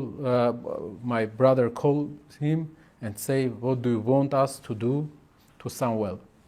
Սամվելը բարերար հայտնի մարդ, քաղաքական կուսակցության ղեկավար։ Who is in jail? Ով բանտում էր, ով բանտի փոքրիկ խցում էր, երկրի ամենավատ բանտում։ Իսկ մենք այդ օրը ես նրա մասին ելույթ ունեցա։ Բոլորս լցված էինք հույզերով, ու մենք զանգեցինք նրան, հարցնելով. Ինչ ես ուզում, որ մենք անենք։ Իսկ նա ասաց. Փոխիր քո փողկապը։ Us to do. And he said, change your tie. Փոխիր քո փողկապը։ Եվ նաև լսել եմ, որ երբ նա հանդիպում էր իր որդու հետ, այդ ամսական 4 ժամյա հանդիպումների ընթացքում դու ակնկալում ես, որ նրանք կխոսեն ռազմավարության մասին, ինչ պետք է անի քաղաքական կուսակցությունը, որովհետև նա այդ կուսակցության ձայնն է, բայց ինձ ասել են, որ նրանք մոտ 1 ժամ պարզապես ֆուտբոլի մասին էին խոսում։ Yeah, they are talking about like 3 hours. Այո, նրանք մոտ 3 ժամ խոսել են ֆուտբոլից եւ մոտ 1 ժամ ու կես ինչ որ կատակներ են արել եւ այլն։ And etc. Because Իսկ գործերի մասին որքան են խոսել։ like 20 minutes about all of this. Մոտ 20 րոպե այս բոլոր հարցերի մասին։ Գիտեք ինչու։ Որովհետև մենք վստահ ենք, որ ճիշտ ճանապարհի վրա ենք։ Մենք վստահ ենք, որ դա անում ենք մեր արժանինքների համար։ Մենք չենք զգում, որ ճնշված ենք։ Մեզ վրա ճնշում գործադրում են, բայց մենք չենք զգում մեզ ճնշված ի շնորհիվ մարդկանց աջակցության։ But we don't feel oppressed because of support of people. Բայց այն, ինչ ինձ անհանգստացնում է եւ ներողություն, որ մի քիչ հորետեսի դեր եմ ստանձնում, այն է, որ ես նմանատիպ խոսակցություն ունեցել եմ Իրանի խանի եւ նրա ընտանիքի հետ։ Եվ նա հիմա բանտում է, չի տեսնում իր ընտանիքին կամ երեխաներին, չի ստանում բժշկական օգնություն։ Ես նաեւ նմանատիպ խոսակցություն եմ ունեցել Ժայիր Բոլսոնարոյի հետ։ Նույն իրավիճակն է, նա նույնպես բանտում է։ Ուստի ենթադրում եմ, որ ձեզ էլ ինչ-որ պայմանավորվածություն է առաջարկվել։ Այսինքն ձեր հորեղբորը հավանաբար առաջարկել են գործարք։ Դուրս եկեք քաղաքականությունից եւ ամեն ինչ լավ կլինի։ Կշարունակեք ձեր բիզնեսը եւ այլն։ Իսկ եթե մնաք քաղաքականության մեջ, So they were Այսինքն նման առաջարկ նրանց նույնպես արվել է։ իհարկե արել են։ Արդյոք նրա հետ եւս այդպես էին ուզում անել։ Չգիտեմ, դուք կարող եք խոսել դրա մասին, բայց ես ենթադրում եմ, որ հենց դա է տեղի ունեցել։ Քանի որ իմ կարդացածից ելնելով պատճառը, որ նրանք ուզում են ձեր հորեղբորը պահել բանտում եւ հավանաբար թիրախավորում են նաեւ նրա բիզնեսը, այն է, որ ուզում են ազատվել քաղաքական հակառակորդից։ Եվ սա հենց այնն է, ինչ կոչվում է քաղաքական նպատակներով իրավական հետապնդում։ Եվ ձեր հորեղբայրը ենթադրում եմ հարցումներով շատ լավ արդյունքներ ունի։ Ճիշտ եմ, թե սխալ։ As we feel they want him to Այսպիսով ինչպես մենք ենք զգում, նրանք ուզում են, որ նա դուրս գա քաղաքականությունից, ուզում են, որ նա չպաշտպանի եկեղեցին, ուզում են, որ նա թողնի, որ իրենք կարողանան անել այն, ինչ ուզում են եկեղեցու հետ, բայց նա ասաց ոչ, նա եղել է բանտում, հիմա գտնվում է տնային կալանքի տակ, բայց մենք մեր ճանապարհով ենք գնում եւ շարունակում ենք նրանց ասել ոչ։ Մենք պետք է կանգնեցնենք այս ամբողջ գործընթացը, պետք է ամբողջությամբ կանգնեցնենք, որովհետեւ դա վտանգի տակ կդնի մեր ժողովրդավարությունը։ Դա կարող է մեր երկիրը դարձնել նման հարևան երկրին, իսկ մենք չենք ուզում նմանվել նրանց։ take under risk our democracy, it will make our country to look like a neighboring country. We don't want to look like them. Ինչպես ավտոկրատ պետությունը, ինչպիսին Ադրբեջանն է։ Այսինքն նա կենտրոնացնում է իշխանությունը եւ դրա համար էլ թիրախավորում է եկեղեցին, քանի որ այն կարող է դիտվել որպես մրցակից։ They are two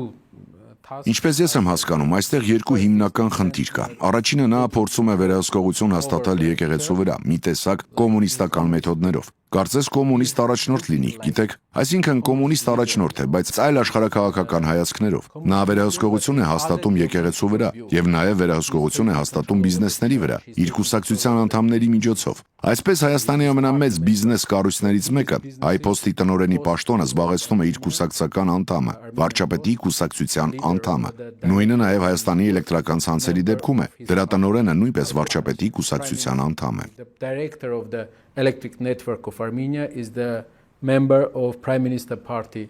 Այսինքն սա իշխանությունը կենտրոնացնելու դասական սցենար է։ Central, yes, but we didn't have some. Այո, բայց մենք մեր պատմության մեջ նման բան չենք ունեցել, գիտեք։ This is a threat to the democratic system in Armenia. Yes, yes. Սա վտանգ է Հայաստանի ժողովրդավարական համակարգի համար։ Սա հենց այն է, ինչ տեղի է ունեցել այլ երկրներում էլ։ Իսկ ձեր հորեղբայրը ենթադրում եմ, այսինքն շուտով ընտրություններ են լինելու, եւ դուք կուսակցություն ունեք։ Չգիտեմ հարցումներում ինչ դիրքում եք, բայց եթե դուք հաղթեք, ապա այն մարդը, որին հիմա փորձում են բանտարկել եւ ստիպել նահանջել, ձեր հորեղբայրը, կարող է նաեւ դառնալ վարչապետ, ճիշտ է։ Նա առաջադրվում է այդ պաշտոնի համար։ Is he running for that? He's running for Prime Minister. Նա առաջադրվում է վարչապետի պաշտոնի համար։ Ըստ հարցումների մենք առաջատար ենք, ընդդիմությունը առաջատար է, կառավարությունն ու վարչապետը դա գիտեն։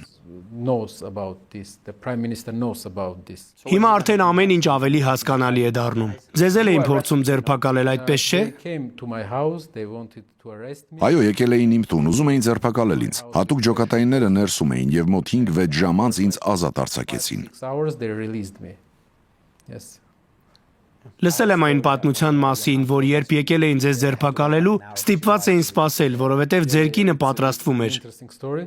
We are Այո, հետաքրքիր պատմություն է։ Մենք շատ խաղաղ եւ հարգալից ժողովուրդ ենք։ Երբ հատուկ ջոկատայինները եկան տուն, կինս երկրորդ հարկում էր։ Նրանք ասացին, որ պետք է վերահսկողություն հաստատեն տան վրա եւ սկսեն հետաքննությունը։ Ես ասացի, որ նա պատրաստվում է։ Նրանք դիմակներով, զենքերով կանգնած պատասխանեցին. «Լավ, կսպասենք»։ Մոտ 20 րոպե սպասեցին, հետո ասացին. «Կներեք, կարող եք նրան ասել, որ ավարտի»։ Ես ասացի. «Դուք ասեք»։ Նրանք պատասխանեցին. «Չենք կարող, որովհետեւ նա մեզ վրա բղավում է»։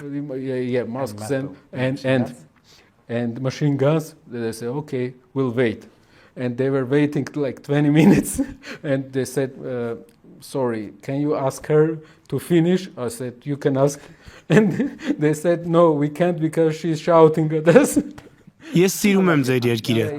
A gentleman is... Այո, իսկապես ջենտլմենը ամենտեղ ջենտլմեն է։ How they arrest Ընդհանրապես այդպես չեն ձերբակալում, չէ՞։ Այսինքն ուրիշ առաջնորդների հետ այդպես չեն վարվել։ Օրինակ Իմրան Խանին ձերբակալեցին շատ վատ ձևով, հրապարակային, քաշելով նրան։ Դրա համար էլ շատ մարդիկ դուրս եկան փողոց ու մեծ բողոքի ակցիաներ սկսեցին։ Նա երկրի վարչապետն էր, շատ հարգված եւ սիրված, բայց նրան գրեթե փողոցով քաշեցին եւ արդյունքում եղան զանգվածային ցույցեր։ Այդ դեպքում ինչպես եք պատրաստվում պայքարել դրա դեմ։ Եթե նա կենտրոնացնում է իշխանությունը եւ չի հետևում երկրի օրենքներին, չեք անհանգստանում, որ եթե դուք առաջատար եք հարցումներում, նրանք կարող են ինչ-որ ձև գտնել, ինչ-որ իրավական սողանցք եւ անել ձեզ հետ այն, ինչ արեցին Թրամփի կամ մյուսների հետ։ Կրկին ձերբակալել ձեր հորեղբորը ձեզ կամ գտնել որևէ այլ միջոց ձեզ որակազրկելու համար։ Նրանք կարող են ինձ ձերբակալել, կարող են ձերբակալել մեր կուսակցության բոլոր անդամներին, բայց մեր հասարակությունը, մեր ժողովուրդը չի ցանկանում, որ նա շարունակի լինել վարչապետ։ Մարդիկ ցանկանում են նոր առաջնորդություն։ Նրանք ուզում են տնտեսության վրա հիմնված առաջնորդություն, որը կլուծի երկարաժամկետ խաղաղության հարցը։ Նոր ղեկավարությունը պետք է կարողանա ապահովել խաղաղություն մեր տարածաշրջանում, բերել բարգավաճում, ստեղծել նոր հարաբերություններ նոր երկրների հետ, եւ սա է մեր հիմնական նպատակը։ Մեր հասարակությունը պատրաստ է դրան, սպասում է դրան։ Հիմա մենք տեսնում ենք, որ այս առաջնորդը կանգնած է ընտրության առաջ։ Կամ նա կգնա լիակատար ավտոկրատիայի ճանապարհով, որը չեմ կարող ասել ինչպես, բայց չի կարող երկար շարունակվել առանց հասարակության եւ ժողովրդի աջակցության։ Այդ դեպքում նա չի կարող լինել երկարաժամկետ առաջնորդ մեր երկրում, կամ նա թույլ կտա, որ մենք մասնակցենք ընտրություններին։ Ինքը եւս կմասնակցի ընտրություններին եւ տեղի կունենա իշխանության փոփոխություն։ Government, non-population, non-society support, he will not be long-term leader in our country. Or he will let us to take part on election, he will take part on election and do like change the government. Ձեր կարծիքով ո՞ր ճանապարհը կընտրի։ Because it's institution. Այո, որովհետև դա ինստիտուցիոնալ գործընթաց է։ Մեզ անհրաժեշտ են այդ ինստիտուտները բարեկեցիկ պետություն լինելու համար։ Իսկ իրականում ո՞րը կընտրի։ I hope he will take the second. Հուսով եմ երկրորդը։ I think he will try the Կարծում եմ սկզբում կփորձի առաջինը, բայց վերջում կհասկանա եւ կանցնի երկրորդին։ Ես նաև կարդում եմ որոշ մարդկանց մասին։ Օրինակ, Սեյրան Օհանյանը, Արծվիկը եւ Արթուրը նույնպես մեղադրվում են ըստ շատերի քաղաքական պատճառներով։ Seyran, Ohanyan, Artvik and Arthur indicted as well for what people saying are political reasons. Որպեսի պատկերացնեք, 4 արքեպիսկոպոսներ եղել են բանտում։ Արքեպիսկոպոսներին է բանտարկել։ 4 արքեպիսկոպոս բանտում էին։ Հայաստանում տեսեք այսպիսի իրավիճակ է։ Պատկերացրեք ձեր երկրում թմրանյութերի հետ կապված հանցագործությունները 8 տարվա ընթացքում հնդգապատկվել են։ Մեր երկրում թմրանյութերի հետ կապված հանցագործությունները 5 անգամ աճել են։ Ինչ պետք է անել, եթե դուք ոստիկանություն ունեք, ինչպես կվարվեիք, ինչ կանեիք։ Կուղարկեիք ոստիկանությանը թմրամիջոցների հետ կապված խնդիրները քննելու, այո, դա լավ գաղափար է։ Գիտեք նա ինչ արեց։ Նա ոստիկաններին ուղարկեց եկեղեցի։ Ոստիկանները գնացին եկեղեցի։ Yes, it's a good idea. Do you know what he have done? He sent them to church. The policeman to church. Այսինքն թմրանյութերի խնդրի վրա կենտրոնանալու փոխարեն նա կենտրոնանում է իշխանությունը կենտրոնացնելու վրա։ 5 times. Այո, նրա կառավարման ընթացքում թմրանյութերի խնդիրը 5 անգամ աճել է, իսկ նա պայքարում է քահանաների դեմ։ Քահանաները, ովքեր շատ համեստ, խոնարհ մարդիկ են, երբ նրանց հետ խոսում ես, կարծես նրանք աշխարհի ամենաբարի մարդկանցից են, եւ ես չեմ հասկանում, թե ինչու է նա ընտրել այս ճանապարհը։ They are like when you talk with them, they are the most kind people in this world, you know? And I don't know why he's going this way. Անկեղծ ասած, սա ինձ անհանգստացնում է, նույնիսկ հաշվի առնելով, որ ես այս երկրում եմ, տեսնելով, թե որքան ագրեսիվ է նա։ Այո, դա իսկապես մտահոգիչ է, հաշվի առնելով, թե որքան կարևոր է Հայաստանը համաշխարհային խաղաղության համար, Հարավային Կովկասի համար, ինչ մեծ դեր ունի այն, կապելով հարավը, արևելքը, արևմուտքը եւ հյուսիսը։ Կարելի է ասել ամբողջ աշխարհը այդ մեծ միջանցքի միջոցով, եւ նաեւ որքան կարևոր է այն որպես այլընտրանք, եթե Իրանը շարունակի ապակայունացվել։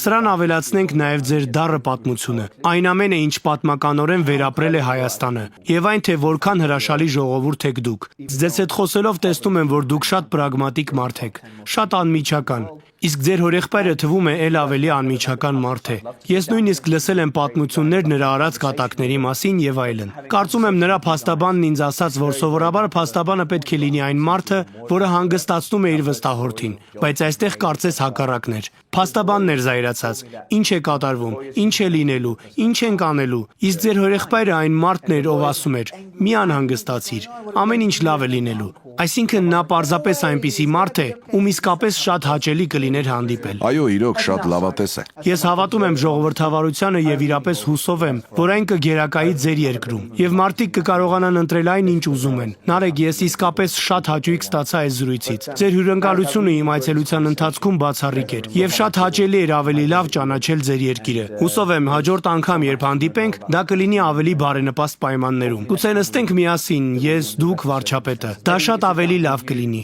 Հարավային Կովկասի Սինգապուրը կամ Դուբայը։ Հաջորդ անգամ կխոսենք Հայաստանում ԱՄՆ ներդրումների մասին։ I think our friends Եվ կարծում եմ, որ մեր ընկերները, ինչպես ձեր, այնպես էլ մեր, կդառնան այդ ներդրումների մի մասը մեր երկրում, որովհետև Հայաստանը կդառնա բիզնեսի եւ հնարավորությունների երկիր։ Շնորհակալություն, Մարիո, շատ շնորհակալ եմ ինձ նման հնարավորություն տալու համար։ Նարեկ, մենք հենց նոր ավարտեցինք հարցազրույցը եւ ձեր փաստաբանը մի բան ասաց, որը ինձ համար շատ ապշեցուցիչ էր։ Մինչդեռ դուք կարծես արդեն սովոր եք դրան։ Կարծում եմ արժե դա ասել տեսախցիկի առաջ։ Թույլ տուր կրկնեմ նրա ասածը։ Ես կատակով ասացի, հուսով եմ ձեզ չեն ձերբակալի, քանի որ դուք շատ բարի մարդ եք։ Իսկ ձեր փաստաբանը պատասխանեց.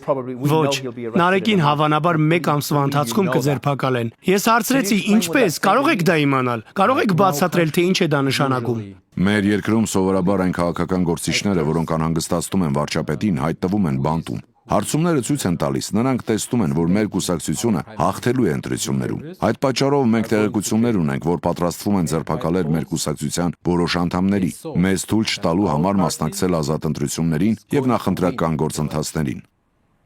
That's why there are some information and we know that they are preparing to arrest some of the members of our party to let us to take part on free election. To take part of a pre-election period like processes. Ներառյալ ձեզ։ Ներառյալ ինձ։ Դուք կուսակցության առաջնորդ եք։ Samuel Karapetyan is Կուսակցության առաջնորդը Սամվել Կարապետյանն է։ Ես կուսակցության անդամներից մեկն եմ եւ ղեկավար կազմի ներկայացուցիչ։ Այսինքն առավել ակտիվներից մեկն եք, հատկապես հիմա, երբ նա տնային կալանքի տակ է։ What charges when you say arrest you? Based on what charges? you know they can charge is not Գիտեք, մեղադրանքներն այնքան էլ կարևոր չեն, որովհետև ինչպես տեսանք, մարդկանց ստանում են բանտ, այսինքն գործընթացը 3-4 ամիս շարունակվում է։ Հետո ասում են, որ որևէ մեղադրանք չկա, բայց դու արդեն բանտում ես։ Այսինքն նրանք քեզ հեռացնում են քո գործերից, քո առաքելությունից, քո տնից, քո ընտանիքից, բայց դրա համար ոչ ոք որևէ պատասխանատվություն չի կրում։ usually they take people to jail Սովորաբար մարդկանց ձերբակալում են եւ 4-5 ամիս անց ասում, որ որևէ մեղադրանք չկա։ any charge. Այսպիսով իրավական համակարգը թույլ է տալիս ինչ-որ մեկին բանտարկել որոշակի ժամկետով առանց մեղադրանք առաջադրելու։ There is a charge. Այո, սկզբում մեղադրանք ներկայացվում է, հետո այն հանվում է։ Yes. Okay, so that's Եվ դուք կարծում եք, որ դա կարող է տեղի ունենալ ընտրություններից առաջ։ Yes. Այո, կարծում ենք, որ հենց այդպես էլ կլինի։ Ո՞րն է ձեր լուծումը, եթե դա տեղի ունենա։ We are ready for it. Մենք պատրաստ ենք դրան։ Այսինքն դուք ունեք թիմում բավարար քանակի անդամներ եւ ինչ որ մեկը կփոխարինի։ Can't jail. Նրանք չեն կարող մեր ամբողջ հասարակությանը, մեր հասարակության մեծ մասին բանտարկել։ Մեր ժողովրդի մեծ մասը դեմ է վարչապետի քաղաքականությանը։ Իսկ ընտրությունները Հայաստանում ազատ ու արդար են։ Չեք անհանգստանում ընտրությունների միջամտությունից։ Ընտրությունները ազատ են, ընտրությունները Հայաստանում ազատ են։ Այսպիսով ոչ մի անհանգստություն ընտրություններին միջամտելու հետ կապված։ Ոչ, մենք կարող ենք ունենալ նախընտրական ճնշումներ։ Ընդդիմադիր տեղական շատ առաջնորդներ կարող են բանտարկվել, բայց ընտրական շրջանը արդար է։ Արդար է եղել մինչև այս։ Այսինքն եթե դուք իշխանության գաք, եթե ձեր հորեղբայրը դառնա վարչապետ, ինչ կլինի այդ դեպքում։ Որքան լավ եք ճանաչում վարչապետ Նիկոլ Փաշինյանին, որքան լավ եք նրան ճանաչում։ Ես մի քիչ միամիտ մարդ եմ, որը ցանկանում է, որ մարդիկ հանդիպեն եւ ամեն ինչի համար ինչ որ դիվանագիտական լուծում գտնեն։ Հիշում եմ նույն բանն էի ասում նաեւ Պակիստանի դեպքում։ Ասում էի պարզապես հանդիպեք, գտեք ինչ որ համաձայնություն, որը գուցե կատարյալ չլինի։ Դուք երբևէ Նիկոլ Փաշինյանի հետ քննարկել եք ինչ որ գործարք կամ պայմանավորվածություն։ Եվ եթե դուք իշխանության գաք, այդ դեպքում ինչպիսին կլինի իրավիճակը։ The strength of politician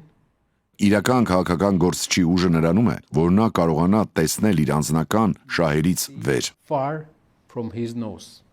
far to be up from his head, let's say. Նկատի ունեք վեր լինել վրեժխնդրությունից։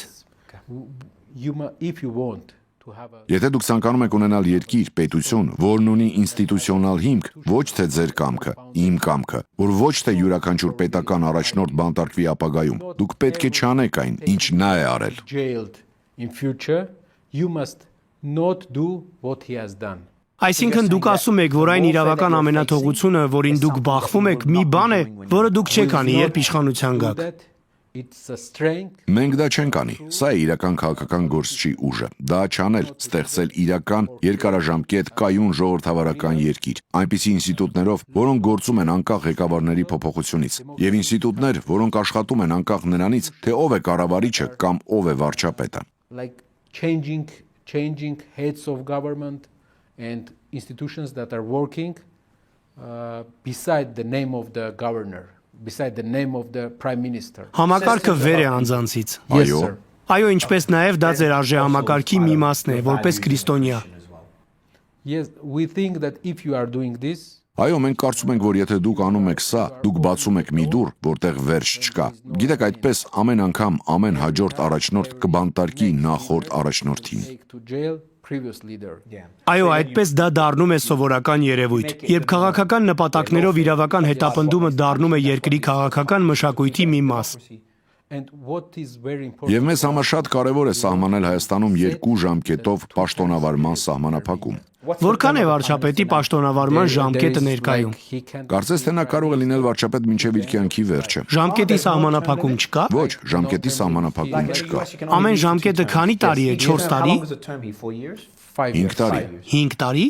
And here this is a Այո, եւ այստեղ սա մեծ խնդիր է։ Մենք պետք է սահմանենք 2 ժամկետով պաշտոնավարման սահմանափակում, որովհետեւ ժողովրդավարության, կայուն ժողովրդավարական պետության համար դա անհրաժեշտ է։ Մեզ պետք է հենց 2 ժամկետի սահմանափակում։ 2 terms. Ես լիովին համաձայն եմ։ Ես կիսում եմ ձեր արժեքները 100%-ով։ Դուք բառացիորեն խոսում եք այն բաների մասին, որոնց մասին ես մշտապես հրապարակայնորեն խոսում եմ։ Ես հավատում եմ ժողովրդավարությանը, հավատում եմ պաշտոնավարման ժամկետների սահմանափակմանը եւ հավատում եմ համակարգերին մարդկանցից վեր։ Նույնիսկ եթե առաջնորդը շատ լավն է։ Ես միշտ ասել եմ լավ է, բայց ինչ է լինելու, երբ առաջնորդը կոռումպացվում է։ Գիտեք, երբ առաջնորդը կամ ապականվում է, գիտեք, իշխանությունը ապականում է, իսկ բացարձակ իշխանությունը բացարձակապես։ Brutal, horrible leader destroyed the empire, and that's the problem of autocracy. When you have systems, it's checks and balances. So no human, with their imperfections as a human, has power. So I share your values, absolutely share your values. And as you told, the great Եվ ինչպես դուք ասացիք, հռոմեական մեծագույն կայսրերը, օրինակ Մարկոս Ավրելիոսից առաջ, ինչպես Տիբերիոսը եւ մյուսները, իրենց հաջորդներին չէին փոխանցում իշխանությունը ընտանիքի ներսում։ Նրանք ընտրում էին նոր մարդկանց, սենատի լավագույն ներկայացուցիչներից։ Պատմության այդ շրջանը հուշում է որպես 4 փայլուն կայսրերի ժամանակաշրջան։ Իսկ այդ շրջանն ավարտվեց Մարկոս Ավրելիոսով, որովհետև գահը ժառանգեց նրա որդին։ brilliant emperors. And this period ended with Marcus Aurelius and his because his son was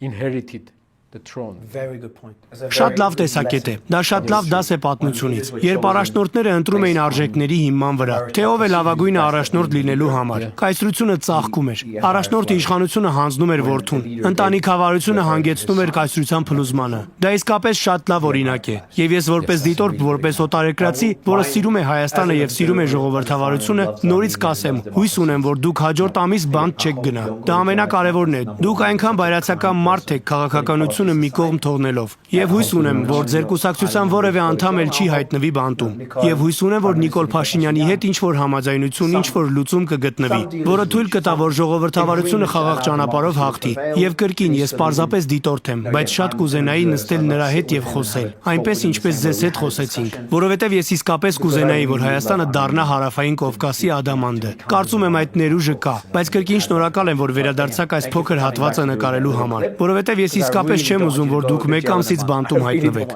Իրոք չեմ ուզում։ Շնորհակալություն։ Thank you.